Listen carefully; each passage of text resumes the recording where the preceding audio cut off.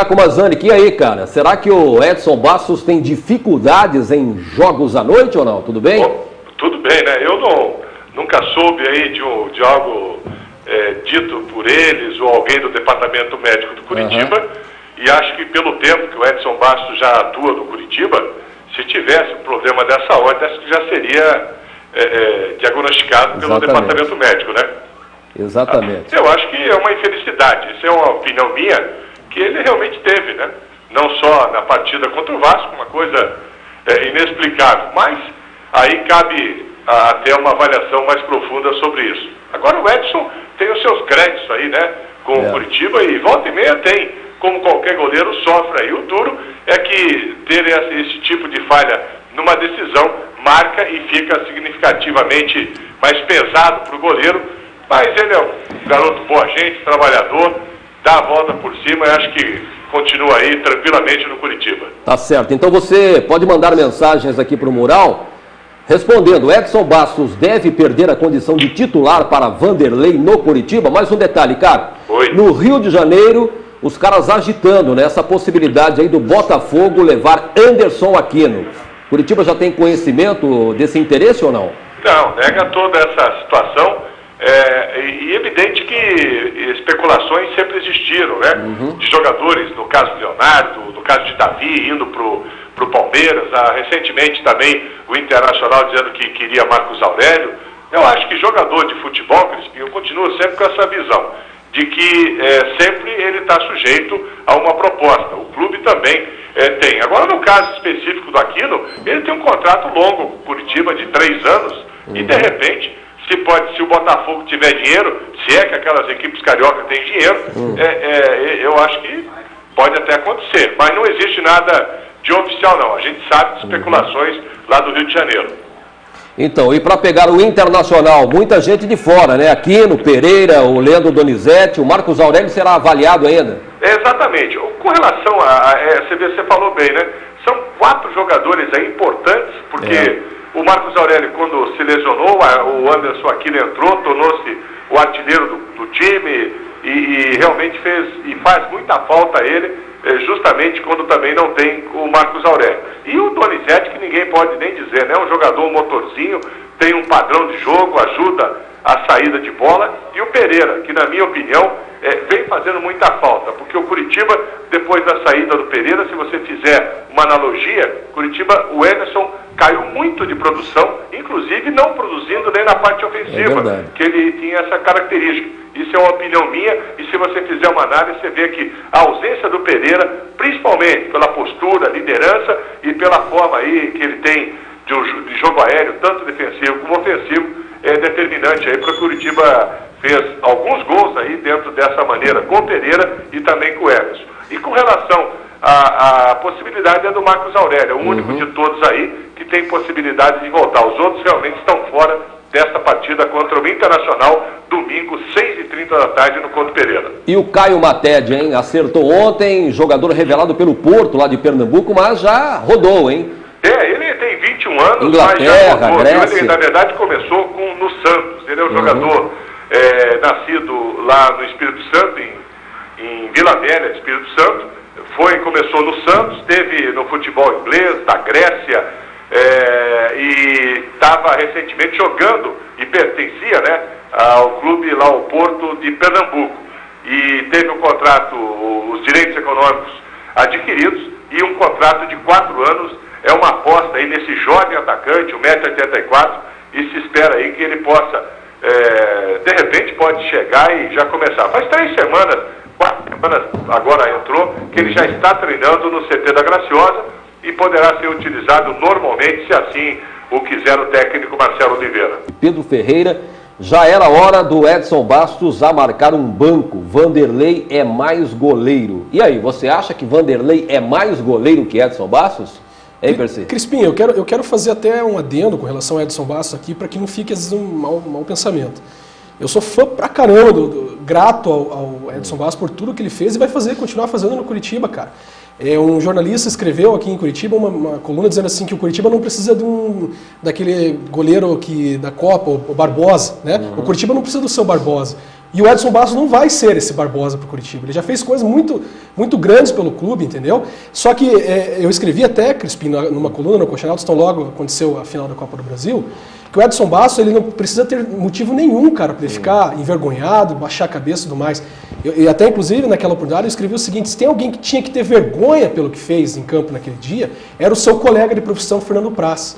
Não só pela cera que faz parte do jogo, mas ao término dessa partida, um jogador que já vestiu a nossa camisa, fazer inúmeros gestos para a torcida do Curitiba, sabe? Muito mais ofensivo que a careta do Lela lá, que para mim, falo que não foi ofensivo, foi os gestos que os jogadores todos do Vasco fizeram, desnecessários, sabe? Foram provocar a torcida.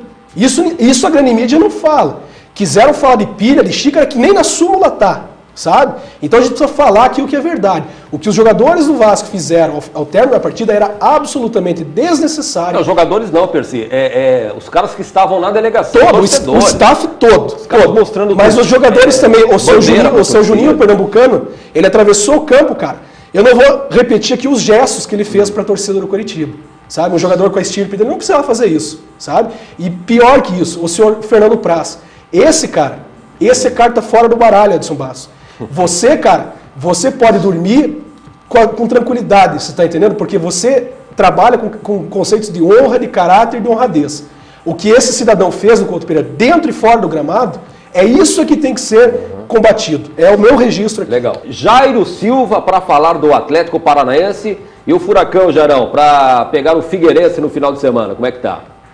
O Adilson tem a semana toda para preparar o time, vai ter a volta do Rômulo, certamente ele vai assumir a condição de titular da lateral direita, até porque o Rômulo jogou ali meio que improvisado, o Rômulo não, o Wendel, né? Se bem que o Wendel também atua como lateral, mas o Rômulo é o titular da lateral, é o titular da posição, então deve voltar. Paulo Roberto pode voltar, e eu tenho a impressão que se ele estiver bem condicionado, ele volta normalmente, porque ele, quando saiu do time, estava jogando bem, até era o melhor jogador do time na posição.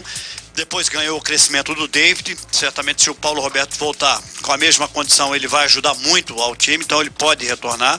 Vamos ver como é que vai ser a conduta dele durante os trabalhos. E como você disse, né, quinta-feira o Atlético vai receber já o primeiro dos 2 reforços confirmados pelo Ibiapina, já no domingo, que é o Garcia, né, esse atacante uruguaio. Chega na quinta-feira para os exames médicos, e o Mota também é esperado essa semana, né, já para os exames médicos. Vamos ver se o Mota chega até realmente sexta-feira. E hoje deveria acontecer o sorteio da Conmebol, né? O primeiro confronto do Atlético na Sul-Americana seria conhecido, mas isso não ocorreu por causa do vulcão lá chileno. E na quinta-feira, sexta-feira, né? Aliás, quinta-feira vai acontecer então o sorteio lá na sede da Conmebol em Assunção. Então o Atlético vive essa expectativa de saber com quem vai jogar na Copa Sul-Americana, embora essa competição seja só em agosto, né? Mas o importante é o próximo compromisso, domingo contra o Figueirense, e o Atlético então vai ter aí essa semana toda para trabalhar e, além disso, receber alguns reforços. O Ibiapina disse ainda que mais um meia vai ser contratado, vamos esperar. Existe a expectativa também da possibilidade aí da estreia do Fabrício, em detrimento ao momento que vive o zagueiro Rafael Santos. Tomando por base o que disse o Adilson Batista, tirar agora talvez seja definitivamente, né, quebrar o rapaz, então é uma boa chance. Vamos ver como é que o Adilson vai trabalhar o elenco durante essa semana, inicialmente, né, por ordem, o Figueirense no domingo. Legal. Obrigado, Jairo. É o seguinte, a gente fez a pergunta aí do Edson Bastos, né, se ele deve perder a posição para o Vanderlei. A pergunta para você, Juninho. O Rafael Santos deve perder a posição para o Fabrício ou não? Crispim, veja só, a gente não pode ser injusto aqui no programa, né? Eu como torcedor também não. O Rafael, ele vinha fazendo uma excelente partida até o momento da falha dele. Só que antes, na mesma falha, na mesma jogada, quem falhou antes foi o Paulinho, né? Atrás. Ninguém viu, ninguém criticou o Paulinho, ninguém vaiava o Paulinho quando o Paulinho pegava na bola. A minha opinião é que o Rafael fez uma grande partida no domingo. Ele é bom jogador. Bom jogador. Ele está passando um momento infeliz. Talvez, para preservá-lo, também a mesma situação do Edson Bastos, deveria, né, ficar encostado um pouco lá para recuperar o psicológico. É um grande jogador, não deve se abater, é um menino aí que pô, uma injustiça ele não ter feito aquele gol lá que deu na trave, né? E eu acho que O Fabrício está vindo aí, foi uma contratação, né, de respeito aí que a diretoria fez. Eu acho que tinha que botar ele para jogar agora, até para a gente ver qual que é o nível desse jogador. Quanto ao goleiro, Crispim, aqui só queria fazer uma bem rapidinha, assim, só para dar aquela apimentada. O Fernando Praz, né, fez tudo isso que fez no jogo e todos nós vimos, né? Foi a mesma coisa que ele fez em 2004 na Baixada, na final do campeonato. Igualzinho. Foi igualzinho. Se vocês tiverem aí arquivos da bola, vocês podem procurar e trazer aqui. Só que ele estava vestindo a camisa do Curitiba. Que ano foi? E não do Vasco. 2004. Vou procurar. Depois procura e traz isso aqui. Vou procurar. Aí podia, aí era beleza, aí fazia parte do jogo, mas agora não pode mais. É só isso que eu queria... Não. E tem mais um detalhe aqui. O Luiz Fernando aqui, a gente lê tudo, cara. O Percy falando dos jogadores do Vasco, ridículo. E a torcida do seu time não fez nada, hein? Ficar de santo aí é hipocrisia. Assim, eu achei realmente que a torcida do Curitiba foi provocada naquele momento. Só que assim, torcedor vândalo, torcedor idiota, existem em todas as torcidas. É ou não é? Tem no Atlético, tem no Curitiba, tem no Paraná. Agora, realmente não justifica o que fez alguns torcedores do Curitiba ao arremessar aqueles objetos lá no campo. Não justifica. A torcida foi provocada? Foi provocada. O goleiro, Fernando Praz, não deveria ter feito aquilo. Eu acho que até pelo histórico que ele tem no Curitiba, não deveria. Agora, não justifica também torcedor arremessar objetos no gramado, até em razão da possibilidade de mais uma pena, né, Pedro? Isso é lógico, Crispim, é óbvio. Eu sempre falo aqui, cara, a questão de vândalo no futebol, eu classifico em duas situações. Um é torcedor de futebol, outro é vândalo de futebol, né? Travestido de torcedor. Cara, o jogador Juninho Pernambucano, um exemplo, veio na minha frente e fez um gesto, cara, que eu sou torcedor de futebol, eu jamais atiraria qualquer coisa contra ele. Um vândalo que estivesse ao meu lado, ele atiraria. Então essa é uma grande diferença. Agora sim, como você falou, nada justifica uma agressão, é óbvio que nada justifica uma agressão, entendeu? Só que um jogador profissional de futebol, ele também tem um outro aspecto por trás da sua própria imagem. Ele não tem o direito de fazer o que os jogadores do Vasco fizeram lá. Com relação a essa questão de que eu cobro de arbitragem e tal, eu estou chegando à conclusão, Crispim, que infelizmente eu estou errado, cara, sabe? Porque assim, eu tenho como pessoa, eu jogo para o esporte isso, eu tenho conceitos como lisura, como honra, como honestidade. Eu tenho isso como conceitos como pessoa. Eu jogo isso para dentro do esporte, entendeu? E quando eu falo de uma arbitragem, por exemplo, a questão do nosso querido Salve lá, eu não quero dizer que o Curitiba poderia ter sido campeão ou não se ele tivesse aplicado a regra do jogo. Porque um pênalti marcado não é sinônimo de convertido. Mas ele teria que ter feito o que ele deveria ter feito naquele jogo. É só isso. Fala, Juninho. O que eu queria dizer é que você falou no começo do programa sobre a melhora do Atlético. Eu realmente ouvi essa melhora no Atlético. Só que o Adilson, infelizmente, ele conseguiu parar o Atlético no momento que o Atlético estava melhor em campo. Eu achei que com a saída do Bayern o Atlético foi mais rápido. A excelente fase do Coquinho, do David. Que a gente vinha pedindo desde o início do campeonato. O Atlético ficou mais rápido, ficou mais agressivo, mais objetivo. O Neto, a bola caiu nele, ele mete pro gol mesmo, entendeu? Ele é agressivo, ele é perigoso dentro da área lá para fazer os gols.